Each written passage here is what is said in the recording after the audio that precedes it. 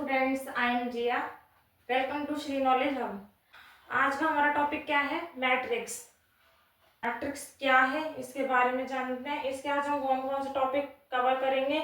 Introduction, type of matrix, operation of matrix, transpose of matrix. ठीक है, तो जब तक आप ये बेसिक क्लियर नहीं करोगे तब तक आपको मैट्रिक्स समझ नहीं आने वाला। तो वीडियो के एंड तक जरूर बने रहें ताकि आपको ये मैट्रिक्स क्या है ये समझ में आ जाए। तो सबसे पहले हम करते हैं इसकी डेफिनेशन। क्या डेफिनेशन है इसकी? अ रेक्टेंगुलर ग्रिड और एरे ऑफ नंबर्स, सिंबल्स और expressions arranged in rows and columns. एक रेक्टेंगुलर ग्रिड होती है, यानी कि ऐसे करके हमारी होती है रेक्टेंगुलर ग्रिड और एरे ऑफ नंबर, जिसके अंदर क्या होते हैं? Numbers, symbols. ठीक है, जो किस में एक्सप्रेस किए जाते हैं? Arrange in rows and columns, यानी कि रोज और कॉलम्स में वो अरेंज किए जाते हैं। सेकंड पॉइंट क्या है इसका? The number inside are called elements और एंट्रीज। इसके नंबर, इसके अंदर हम जो भी नंबर लिखेंगे वो हमारे क्या कहलाते हैं? एलिमेंट्स या फिर एंट्रीज। थर्ड पॉइंट है हमारा the arrangement of rows and columns is known as its order. और जो भी हमारे रोज एंड कॉलम्स की अरेंजमेंट होगी, ये रोज और कॉलम्स की जो भी हमारी अरेंजमेंट होगी उसे हम क्या बोलते हैं? ऑर्डर। और वो ऑर्डर यहाँ पे लिखा जाता है हमारा। ठीक है, जैसे एग्जाम्पल यहाँ दे रखा है 2 into 3, तो ये हमारी रो होती है, फर्स्ट वाला नंबर जो होता है, ये हमारा कॉलम होता है। ठीक है, ये क्या होती है? हमारी रो, और ये क्या होता है? हमारा कॉलम। तो यहाँ पे एग्जाम्पल दिया है, जैसे मैंने ये रेक्टेंगुलर ग्रिड है जिसके अंदर क्या हमारा एलिमेंट्स दिए हुए हैं। ठीक है, तो इसकी कितनी रो है? रो हमारी ऐसे होती है, तो कितनी रो हो गई हमारी? 1 2। और कॉलम कितने हैं? 1 2 3। ये तो हमारी रो हो गई ऐसे, और कॉलम कैसे हो गए हमारे? ऐसे। कितने कॉलम हो गए? तो हमारे ये 3। तो 2 into 3, यानी कि 2/3 का ऑर्डर है। ऑर्डर का आपको खासकर ध्यान रखना है, ये हर मैट्रिक्स में लिखा जाता है। तो इसकी डेफिनेशन क्लियर हुई आप लोगों को? अगर नहीं होती है तो आप मुझे कमेंट सेक्शन में बता सकते हैं। अब हमारे टाइप्स ऑफ मैट्रिक्स। अब इसके हम टाइप करते हैं। फर्स्ट टाइप हमारा रो मैट्रिक्स। रो मैट्रिक्स यानी कि ये हमारी एक रो है इसमें, और कॉलम कितने हैं? 1। रो हमारी ऐसे हो गई, और कॉलम कितने हो गए हमारे? 1 2 3। तो हमारा ऑर्डर कितना हो गया? 1 into 3। तो रो मैट्रिक्स हमारी कैसे होती है? ऐसे। हॉरिजॉन्टल लाइन में जो चारी होती है नंबर्स हमारे, वो हमारी रो मैट्रिक्स होती है। कॉलम मैट्रिक्स है। कॉलम मैट्रिक्स हमारे कैसे होते हैं? जो वर्टिकल लाइन होती है वो हमारी कॉलम मैट्रिक्स होती है। तो इसमें हमारे जो है रो कितनी हो गई? 1 2 3, और कॉलम कितना हमारा? 1। तो पहले रो लिखी जाती है फिर कॉलम लिखा जाता है, इसलिए 3 रो into 1 कॉलम, यानी कि इसका ऑर्डर लिखना होता है ना हमें, तो इसका 3 into 1 ऑर्डर है। फिर हमारा स्क्वायर मैट्रिक्स। स्क्वायर मैट्रिक्स जिसके ऑर्डर हम जिसकी रो और कॉलम दोनों इक्वल होंगे वो हमारी स्क्वायर मैट्रिक्स होती है, यानी कि जितनी रो है उतने ही हमारे क्या होने चाहिए? कॉलम। तो यहाँ पे हमारी 2 ही तो रो है और 2 ही हमारे क्या है? कॉलम, इसलिए हमारे क्या है? Square matrix. नेक्स्ट हमारा डायगोनल मैट्रिक्स। डायगोनल मैट्रिक्स में क्या होता है? अब आप लोग बोलोगे कि इसमें भी तो रो और जो कॉलम है वो सेम है, इसमें अंतर क्या होता है? स्क्वायर मैट्रिक्स में हमारे कोई भी एलिमेंट्स हो सकते हैं, जैसे यहाँ पे 1 2 3 4 अलग अलग नंबर्स हैं, तो हमारे कोई भी एलिमेंट्स हो सकते हैं। डायगोनल मैट्रिक्स में क्या होता है कि डायगोनल ऐसे होता है ना, तो जो नंबर है वो डायगोनल में होंगे, और बाकी जो सारे नंबर है जो डायगोनल में नहीं है वो सारे क्या होंगे? हमारे 0। डायगोनल मैट्रिक्स ऐसे बनता है।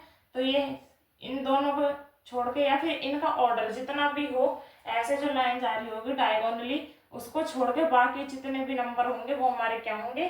0। वो हमारे क्या होते हैं? Diagonal matrix. नेक्स्ट टाइप है हमारा आइडेंटिटी मैट्रिक्स और यूनिट मैट्रिक्स। इसको हम आइडेंटिटी मैट्रिक्स भी बोलते हैं, यूनिट मैट्रिक्स भी बोलते हैं। इसमें क्या होता है? हमारा जो डायगोनली हमारे नंबर होते हैं वो हमारे क्या होंगे? 1 होंगे, बाकी हमारे 0 0 होते हैं। जो डायगोनल मैट्रिक्स थी उसमें तो हमारे ये नंबर कोई भी हो सकते हैं, मतलब अलग अलग नंबर हो सकते हैं, लेकिन आइडेंटिटी या फिर यूनिट मैट्रिक्स में क्या होगा, ये हमारा नंबर 1 होगा और बाकी सारे क्या होंगे, 0। फिर 6 टाइप है हमारा जीरो और नल मैट्रिक्स, जिसमें हमारे सारे एलिमेंट 0 0 होंगे, वो हमारी क्या बोलते हैं उसे, जीरो या फिर नल मैट्रिक्स। फिर है हमारा अपर ट्रायंगुलर मैट्रिक्स, इसमें हमारा ट्रायंगल ऐसे बनता है ना, तो जो हमारे अपर ट्रायंगुलर मैट्रिक्स में क्या होगा कि जो ऐसे ट्रायंगल बन रहा होगा वो हमारे सारे नंबर होंगे, बाकी क्या होंगे, 0 0, और जो ऊपर की साइड नंबर होंगे 0 नहीं होगा, वो हमारा अपर होता है। लोअर ट्रायंगुलर मैट्रिक्स में क्या होगा कि ऊपर 0 0 होगा और वो जो ट्रायंगल है वो नीचे बन रहा होगा। तो हुआ क्लियर ये कि अपर ट्रायंगुलर मैट्रिक्स और लोअर ट्रायंगुलर मैट्रिक्स, और एग्जाम में पूछ लिया जाता है कि ये कौन से मैट्रिक्स है या फिर इस मैट्रिक्स के बारे में बताओ। ज्यादा बड़ा क्वेश्चन नहीं आता, 1 2 नंबर का आता है, लेकिन उसके लिए आपको ये पता होना चाहिए कि हमारी कौन सी मैट्रिक्स कैसी होती है। नेक्स्ट है हमारा सिमेट्रिक मैट्रिक्स। सिमेट्रिक मैट्रिक्स कौन सी होती है हमारी, जैसे ये है, इसे हम ए से डिनोट कर देते हैं, ठीक है। अब इसे हमने, इस मैट्रिक्स को हमने ए से डिनोट कर दिया। सिमेट्रिक मैट्रिक्स में क्या करते हैं, हम इसका ट्रांसपोज करते हैं, यानी कि ये ए है और ए का ट्रांसपोज क्या हो जाएगा, ए से लग जाता है। इसका ट्रांसपोज का मतलब क्या है, जो रो है वो हमारे कॉलम में आ जाएगी, जो कॉलम है वो रो में आ जाएंगी। करके बताती हूँ आप लोगों को। ये रो है, इसे हम कॉलम में लिख दिया हमने, ये वाला 1 यहीं आएगा और 2 यहाँ पर आ गया। फिर ये रो है, इसे हमने कॉलम में लिख दिया, ठीक है। तो ये हमारा क्या हो गया, ए था ये हमारा, इसका हमने ट्रांसपोज कर दिया। ये हमारे होते हैं symmetric matrix. Skew symmetric matrix में क्या होती है, जैसे हमने यहाँ पे इसका ट्रांसपोज करा, तो जो हमारा ट्रांसपोज आएगा वो हमारा क्या आना चाहिए, नेगेटिव आना चाहिए, वो हमारा क्या होता है, स्क्यू सिमेट्रिक मैट्रिक्स। फिर है हमारा next equal matrix. Equal matrix में क्या होता है, जो हमारी एक मैट्रिक्स है उसके अंदर जो एलिमेंट है और जो हमारी दूसरी मैट्रिक्स है उसके अंदर जो एलिमेंट है वो एक दूसरे के इक्वल होने चाहिए। जैसे यहाँ पे 2 2 के इक्वल है, 3 3 के इक्वल है, 4 4 के इक्वल है, 5 5 के इक्वल है, यानी कि सारे एलिमेंट दूसरी मैट्रिक्स के एलिमेंट के इक्वल है, तो वो हमारी क्या होती है, इक्वल मैट्रिक्स।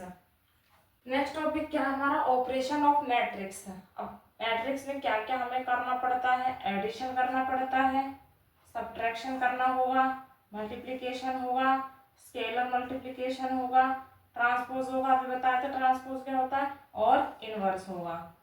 अब ये हम डायरेक्ट करेंगे क्वेश्चनों में, क्योंकि अगर मैं अभी है बताने लग जाऊंगी तो वीडियो काफी लंबी हो जाएगी, तो आपको मैं क्वेश्चन जो सॉल्व करेंगे उसी में बताऊंगी।